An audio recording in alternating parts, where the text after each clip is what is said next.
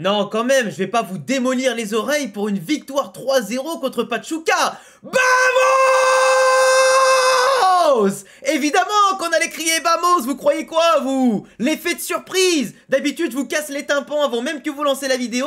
Maintenant, c'est juste après. Comment ça va, les amis? Aujourd'hui, on est souriant, évidemment. En ce milieu de semaine, victoire du Real Madrid, 3-0 en finale de Coupe intercontinentale. Recordman, bien évidemment, en tant que vainqueur de ce trophée, avec Vinicius qui a fêté le trophée The Best hier, juste vainqueur en tant que meilleur joueur du monde de la dernière saison et de la dernière année écoulée aussi, pardon. Mais globalement, le Real ce soir, 3-0 net et sans bavure contre Pachuca, un début de match plutôt compliqué, mais une fois le premier but marqué, c'était plus le même match, face à une équipe qui a été valeureuse, une équipe qui a été vigoureuse, une équipe qui a été intensive, mais qui s'est éteint en voyant ses espoirs anéantis après le 1-0 et le 2-0, mais en tout cas un Real Madrid qui a su faire les devoirs, remporter un match contre les 16e du Mexique, qui comme je le répète, se sont plus ou moins bien battus, surtout après un mi-temps, mais du coup voilà, même si en face c'était une équipe largement moins forte que nous sur le papier, dans l'histoire, le collectif, le jeu et ce que tu veux, un match pour un trophée, ça reste un match pour un trophée. Évidemment que j'aurais préféré voir un Real Madrid excellent dans le jeu de la première à la 90e, mais on va se contenter d'à peu près 45-50 bonnes minutes de jeu, et puis voilà, tant que le résultat est là, 3-0, t'as pas pris de but, t'en as marqué des super beaux, et en plus de ça, voilà, deuxième trophée de la saison, et dans 3 semaines, t'as la Super Coupe d'Espagne, avec un match contre Mallorca en demi, et une finale potentielle contre le Barça et Bilbao. Donc peut-être que là, un Real Madrid qui fait pas un super début de saison dans le jeu et les résultats, du moins quand tu t'appelles le Real, tu dois pas perdre autant de points sur les petits terrains, tu dois pas perdre autant de gros matchs en Ligue des Champions comme en Liga, mais mine de rien, je vous pose la question, là, en janvier, dans un mois, le Real Madrid peut remporter déjà 3 trophées avec la Super Coupe d'Espagne. Et en plus de ça, être déjà en gagnant les 2 tours de Copa del Rey, être en quart de finale de Copa del Rey, être toujours en course en Liga et faire les barrages ou peut-être le top 8 de Ligue des Champions. Donc au bout d'un moment, est-ce que la saison pour vous, elle serait réussie dans ces cas-là ou est-ce qu'elle serait nulle ou moyenne? À vous de me le dire en commentaire. Mais personnellement, je trouve que si on remporte 3 trophées à partir de janvier, oh là, ce que tu envoies dans la gueule du Barça qui gagnerait pas de trophée en Supercoupe encore une fois, ce que t'enverrais dans la gueule de la concurrence, et en tout cas comme signal à tout le monde alors que l'équipe, elle n'est pas encore physiquement remise, elle n'est pas encore tactiquement et techniquement au point, ça fait peur en vrai ce qu'on peut envoyer. Et franchement, la montée en puissance du Real, elle ferait plaisir. Enfin bref, on a eu une équipe au niveau de la tactique. Alors l'équipe en face a joué un football 4-5-1, des fois 4-4-2, ça dépendait un peu leur schéma de jeu. Ils défendaient en tout cas avec pas mal de joueurs assez intéressants, assez nerveux derrière notamment, qui ont pas mal fait quelques fautes sur Vinicius, sur Bellingham, etc. pour essayer d'acheter le jeu quand on commençait à déployer du football et à taquiner un peu la balle, tu vois, 1-2 touches de balle et quelques dribbles. Ils avaient quand même des joueurs intéressants comme Idrissi notamment, comme Bautista de l'autre côté. Tu avais Salomon Rondon que vous connaissez, qui était en tout cas assez intéressant ce début de match, mais après derrière, au fur et à mesure, il s'est fait éteindre par Tchouaméni et Rudiger forcément dans l'intensité, les prises de balles, il était un peu trop seul après pour faire la différence, mais globalement, on a une équipe du Real qui a fait aujourd'hui un 11, mais vraiment intéressant. Un 11 vraiment pas mal, même si moi le 11 le plus optimal du monde ce serait Tchouaméni sur le banc et Raúl Asensio en défense centrale, mais en tout cas avec ce qu'on a en présence c'était pas mal. Le retour de Camavinga qui fait du bien, Mbappé qui a joué parce que de base il est censé être blessé, mais au moins Ancelotti n'a pas fait jouer 90 minutes, mais il a fait un super match. Kylian, en tout cas, sur l'heure de jeu qu'il a produit. Tout le monde, globalement, est monté en puissance durant le match, mais au début, c'était compliqué. On a une équipe de Pachuca qui, pendant les 30 premières minutes, je dis bien les 30 premières minutes, a été plus appliquée, plus intensive, plus généreuse, avec le couteau entre les dents, parce qu'ils savent que c'est les outsiders, et qui nous ont débordé plusieurs fois par le côté de Lucas Vazquez, le côté de Fran Garcia. Ils ont apporté des centres qui ont poussé Courtois par moments à des petits arrêts, des petites relances ou des petits coups de poing pour mettre en corner, et globalement aussi la défense à intervenir au dernier moment. Ils avaient quand même beaucoup plus tiré que nous à la 30-35e minute, et c'était un peu problématique. Le Real Madrid a eu un retard à l'allumage qui s'est fait quand même un peu long, on était souvent pris à défaut, on était obligé de défendre à 5, 6, 7 joueurs dans nos 20 derniers mètres, ce qui est quand même pas forcément normal, parce que ça montrait qu'on maîtrisait pas le jeu, et encore une fois, même contre une équipe mexicaine qui a fini 16e, 17e de son championnat, même s'ils ont battu Botafogo et Al Ahly avant, qu'ils ont remporté la coupe nord-américaine, etc. juste avant, je suis désolé, mais quand tu ne maîtrises pas le jeu, que t'es pas tranquille, et que tu n'imposes pas ton jeu surtout, même contre des équipes comme ça, et que tu as un retard à l'allumage, et que limite tu les sous-estimes, et qu'ils sont meilleurs que toi physiquement, dans l'impact et la proposition de jeu, c'est quand même dommage. Même que tu vois, même les peu de fois où on avait la balle au début du match, on faisait des fautes inutiles comme au milieu de terrain là, avec Tchouaméni par exemple, des petites erreurs d'inattention, des passes qui finissaient en touche, des passes à contre-courant, des passes dans les talons. On n'était vraiment pas inspiré dans les dribbles, on n'en réussissait pas un. Les balles elles étaient trop longues, les transversales, souvent ça finissait en touche, des mauvais contrôles, etc. Donc on avait vraiment du mal à faire quelque chose. Et eux dans le jeu, là sur le screen que je te montre, ils sont partis du côté de Vasquez à gauche, dès une 2. Ils ont fait circuler du numéro 5 au joueur qui est ici qui a la balle. Donc c'était beaucoup plus fluide de leur côté. C'était beaucoup plus intéressant. Et ça allait beaucoup plus dans la cage de Courtois que nous dans la cage du gardien de Pachuca. On avait en plus, et là c'est une remarque que je vais faire, qui va peut-être pas plaire à tout le monde, mais j'espère quand même que vous avez regardé le match avec les yeux ouverts et pas avec un œil, j'allais dire, caché derrière le footisme, si on peut dire ça comme ça, et en tout cas la non-objectivité. Mais Valverde en ce moment, alors oui il marque des buts, oui il court de partout, mais Valverde en ce moment il est cramé. Physiquement, j'espère que vous le voyez. Là, il se rentre dedans dans notre propre surface avec l'attaquant. Heureusement qu'avec la VAR, tu vois que c'est l'autre qui le tape en premier et du coup, il n'y a pas penalty. Mais surtout, Valverde, il est cramé. On l'a vu plus pris physiquement dans la première demi-heure et la première mi-temps que lui prend le dessus sur l'adversaire. Et c'est très rare de voir le Valverde se faire autant malmener. Et surtout, dans les passes, il en a envoyé plusieurs en touche. Dans les passes, il en a raté pas mal. Il jouait pas vers l'avant. Il était moins incisif dans ses portées de balle. En ce moment, Valverde, il est cramé. À l'image de Rudiger qui fait des erreurs d'inattention par moment qui pourraient nous coûter cher à certaines périodes. Franchement, il y a des joueurs aujourd'hui comme Rudiger et Valverde qui doivent absolument se reposer. Sauf que là, ce week-end, ils vont encore faire un déplacement en avion du Qatar jusqu'à l'Espagne pour jouer contre Séville. Même si c'est à domicile, Séville, ça reste une belle équipe. Et aujourd'hui, on tire la langue. Ok, il y a les vacances de Noël juste après, du coup, on va demander aux joueurs un dernier effort. Mais là, aujourd'hui, contre Pachuca, tu pouvais mettre Dani Ceballos et Raúl Asensio. Parce que là, tu pouvais les reposer. L'opposition en face, elle n'était pas énorme, même sans les sous-estimer. Et pour moi, au bout d'un moment, Valverde qui dans la relance, la retransmission, et surtout le fait que même, tu vois, dans les relances, il était pas ouf, ben, tu vois, ça fluidifiait pas le jeu. Et pour moi, Valverde en ce moment, pas qu'il est pas bon, mais il est juste cramé. Et c'est normal, il joue 90 minutes à tous les matchs. À un moment donné, il faut faire tourner. Bellingham, pendant la première demi-heure de jeu, les 35 premières minutes de jeu, c'était la seule rare satisfaction. Avec Tchouaméni qui faisait pas un mauvais match, on va dire, voilà, en défense centrale, qui était bien positionné, qui interceptait bien, qui relançait proprement. Aujourd'hui, il n'y a rien à lui dire. Plutôt bien positionné. Kamavinga en 6, qui, malgré le retour de blessure, montrait quand même du rythme, de l'impact. C'était lui qui récupérait, qui posait le jeu dès que la balle elle était un peu en l'air. Donc, il apportait quand même des choses.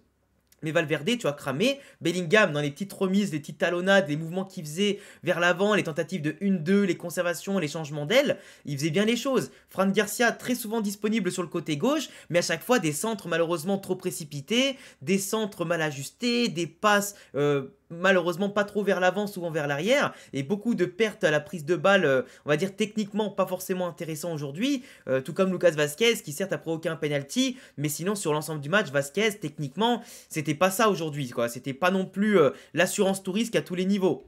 On a eu par contre un trio Vinicius, Mbappé, Rodrigo qui a eu quand même un gros retard à l'allumage. C'est clair que tous les trois, certes, essayent de se trouver, comme là Mbappé qui fait son crochet derrière la jambe d'appui, puis longue passe vers Vinicius pour l'envoyer sur une contre-attaque et une belle transition, mais une transition qui n'a rien mené. Rodrigo qui était souvent soit trop esselé à droite, soit un peu perdu à marcher autour de Kylian, de Bellingham et de Vinicius. Comme tu vois dans le quatuor ici, tu as la remontée de balle, Rodrigo qui était souvent ici, mais tu vois, le trio...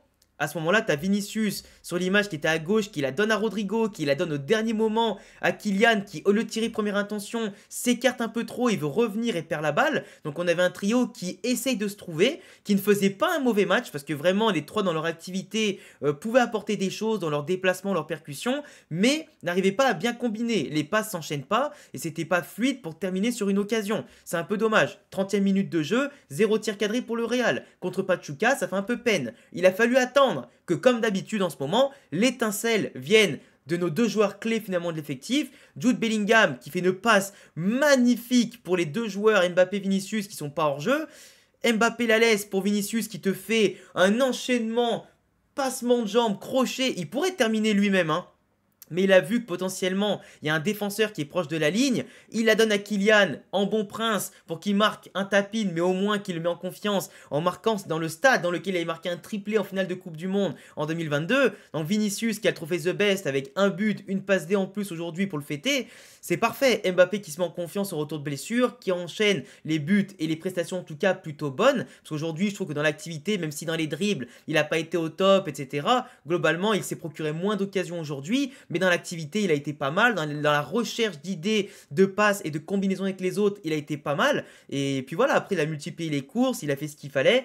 Et après, bon, quand il est sorti à l'heure de jeu, pour moi, ça suffisait pour préparer contre Séville, qui a un match encore plus important ce week-end.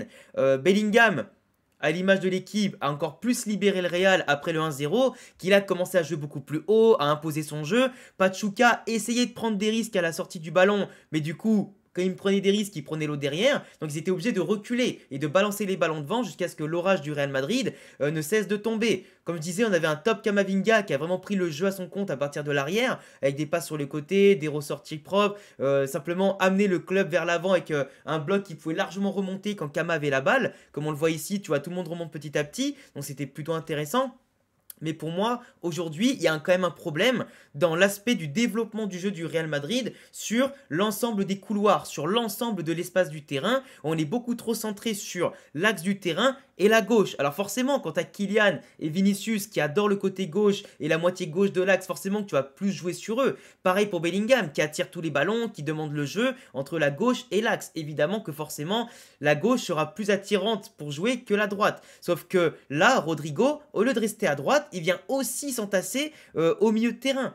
Comme si tu n'avais pas de lien entre la gauche et la droite, tu vois. Et forcément, si Vasquez ne monte pas, chose qu'il n'a pas trop fait dans ce match-là, sauf à de rares occasions, si t'as pas Valverde qui se projette et tout, on a un vide. Et souvent, le joueur qui va là-bas est trop esselé parce qu'il y a trop de présence à gauche et personne en tout cas pour jouer les intermédiaires. Et ça montre que le Real, malheureusement, doit encore plus progresser dans la gestion du coulissage tactique, du coulissage de positionnement offensif, pas défensif, attention. Et pour moi, il y a des joueurs qui jouent trop dans les mêmes positions, qui sont pas dans des positions où ils pourraient déployer plus de jeu, plus d'espace, plus de solutions au porteur du ballon. Là où tu vois, Rodrigo, il est caché ici, alors ce qui devrait être là. Tu vois, ici où je te mets la souris. Comme ça, Valverde, il n'a pas seulement que Camavinga en se retournant, pas uniquement Rudiger ou Tchouaméni qui étaient positionnés derrière, et il n'est pas obligé de tenter une balle lobée sur Vasquez. Là, avoir un joueur ici dans cette zone, c'est prioritaire, comme on avait à l'époque, quand on jouait en 4-3-3 vraiment bien positionné, et après, tu avais le latéral comme Carvajal qui venait dédoubler, tu vois. Et là, on n'a pas ce lien ici, et ça bloque en tout cas le jeu du Real, qui devient prévisible, un peu mou, et un peu, simplement, tu te marches sur les pieds. Par contre, Rodrigo, qui part de la droite, qui vient dans l'axe, qui te fait double feinte, crochet, frappe enroulé, magnifique. 2-0, Rodrigo qui veut se montrer comme étant un élément important du quatuor, le R à côté de Bellingham, de Mbappé et de Vinicius. Il faut compter sur Rodrigo. Il te met un beau but contre le Rayo, un magnifique but contre Pachuca. Il faut compter sur lui. Même si moi, honnêtement, je trouve que Brahim a largement sa place aussi dans le quatuor, Rodrigo, quand il est à ce niveau-là, où il joue bien, il assure l'équilibre dans le trio, dans le quatuor, et qu'après il marque des buts venus d'ailleurs comme ça, c'est magnifique. Moi par contre, ce que j'ai apprécié, c'est le fait que l'arbitre aille voir la VAR, mais surtout parle au micro pour justifier sa prise de décision. Parce qu'évidemment que Bellingham, il est devant le gardien, mais il ne fait pas action. En plus, il se baisse au moment de la frappe. Une frappe qui vient enrouler. Et comme Bellingham n'est pas sur la trajectoire, ni en position de jouer le jeu, ni de bloquer la balle ou bloquer la vision du gardien qui part en tout cas vraiment à droite, à un moment donné, tu peux pas refuser le but. C'est impossible, tu vois. C'est impossible de refuser ce but-là. Par contre, il y a aussi un autre truc qui m'a fait rire. C'est que Carlo a fait quand même 2 changements à la 61e minute et un autre à la 70e. 3 changements sans qu'il y ait des blessés à la 70e. Je me suis dit, mais qui es-tu, Carlo? Qui es-tu? Est-ce que tu es enfin en train de changer? Évidemment que non, parce que malheureusement, Hendrick n'est pas rentré et c'est dommage. Il a fait rentrer Raúl Asensio, Arda Güler à la 85. Alors que normalement, à 2-0, 3-0, fais d'autres changements. Ça y est, on s'en fout, tu vois, de certains joueurs qui sont là, qui sont fatigués, qui ont envie de sortir. Quand je vois que Valverde n'est pas sorti, ou du moins pas avant la fin, je sais même plus s'il est sorti à la fin ou pas, pour Arda Güler, mais vraiment c'est dommage, tu vois, il y a des joueurs qui doivent souffler, qui doivent éviter les blessures, qui doivent se soulager un maximum, et tu le fais pas, même à 2 ou 3-0. Après c'est quand même bien, c'est déjà mieux que rien. Mais ce que je veux dire, c'est que maintenant, Carlo, il faut imprimer de le faire jusqu'au bout ton idée, et pas un petit peu par petit pas et petit pas. Par contre, ce que je remarque, c'est que Ceballos entre, forcément, tu as des top actions et sorties de balles. Chose que tu n'as pas avec forcément Valverde en ce moment qui est fatigué, et chose que tu n'avais pas avec Tchouaméni au milieu de terrain. Ceballos y rentre, je vous ai fait le schéma de la passe. Hein. Elle part de là, Valverde, remise en une touche pour Bellingham, juste ici, qui fait le mouvement parfait, l'appel en L pour se détruire du marquage et continuer vers l'avant. Il a traversé après 30 mètres de manière horizontale. Où il arrive ici, il la donne à Valverde, qui la donne à Vinicius, qui aurait pu la laisser passer pour Brahim, qui aurait été tout seul devant le gardien. Après, Vinicius, il la tire un peu à côté juste ici. Mais tu vois, il y a quand même du football. Après ça, comme je disais, à 2-0, de toute façon, le Real a pris le dessus, bloc beaucoup plus haut, transition facile, Pachuca qui tire devant, c'est toujours intercepté. On ferme les espaces. On a laissé passer le mini-orage de début de deuxième mi-temps, où ils ont essayé de rattraper le 1-0, mais ça a été très vite, en tout cas, anéanti par le 2-0. Vinicius qui rate son droit de gauche pour essayer de battre le gardien parce qu'il pouvait pas faire un piqué, c'était trop près, mais tu vois il était en confiance. Après derrière t'as la VAR qui intervient pour le penalty sur Lucas Vazquez qui, un peu comme contre Liverpool, fait la div dans la surface, il a des petits crochets pas les plus rapides du monde mais assez efficaces, et après il joue bien le coup, il se fait toucher au genou, il tombe, c'est normal qu'il y a penalty. Vinicius qui transforme, et on n'en parle plus. Mais tu vois, le match a été très difficile au début, mais une fois que tu marques, le Real se libère. Et pour moi, c'est pas normal qu'on se libère à 1-0. On devrait se libérer dès le début du match. Montrer c'est qui impose son football, qui impose son jeu. Et pour moi, Carlo Ancelotti doit bosser le jeu de l'équipe. Et surtout améliorer les sorties de balles, la gestion du pressing adverse, son pressing à eux, et surtout gérer la construction du foot. Et pas attendre des exploits individuels de Bellingham, de Vinicius pour faire la différence. Et c'est un petit peu dommage, parce que ça vient un peu ternir le trophée que tu gagnes à la fin, et la prestation globale, et l'image que tu donnes du Real Madrid. Enfin bref, homme du match pour moi. Homme de résultat, je dirais bien sûr Vinicius, un but, une passe décisive et le trophée The Best, forcément c'est impressionnant. Après tu as Bellingham qui a fait un super match aussi, donc il mériterait d'être homme du match, mais je pense que Vinicius va être élu homme du match pour son but et sa passe décisive, surtout que même si c'est Bellingham qui fait la diff avant, sur le truc. Mais après, voilà, après, tu as des très bons matchs. Hein. Courtois qui fait encore tout ce qu'il faut. Rudiger qui, malgré la fatigue et malgré quelques absences par moment, était parfois en train de partir à l'aventure devant. Kylian qui fait un bon match. Camavinga aussi, avant de sortir à l'heure de jeu. Rodrigo qui fait aussi son match, tu vois. Donc, forcément, pour moi, c'est Vinicius ou Bellingham l'homme du match, ou Courtois, mais surtout Vinicius ou Bellingham. Enfin, bref, vous me direz ce que vous en pensez en commentaire. Encore bravo à l'équipe. 3-0, clean sheet, trophée. Maintenant, il faut aller remporter un gros match contre Séville ce week-end, avec le Barça qui va jouer contre l'Atlético Madrid en plus en même temps. Victoire obligatoire aussi, on en reparlera sur la chaîne d'ici demain ou vendredi dans une vidéo beaucoup plus détaillée bien sûr d'avant-match. Et puis je vous dis en attendant, à bientôt, abonnez-vous, cochez la cloche, le petit pouce bleu, et à bientôt, à la Madrid, in Damas, ciao.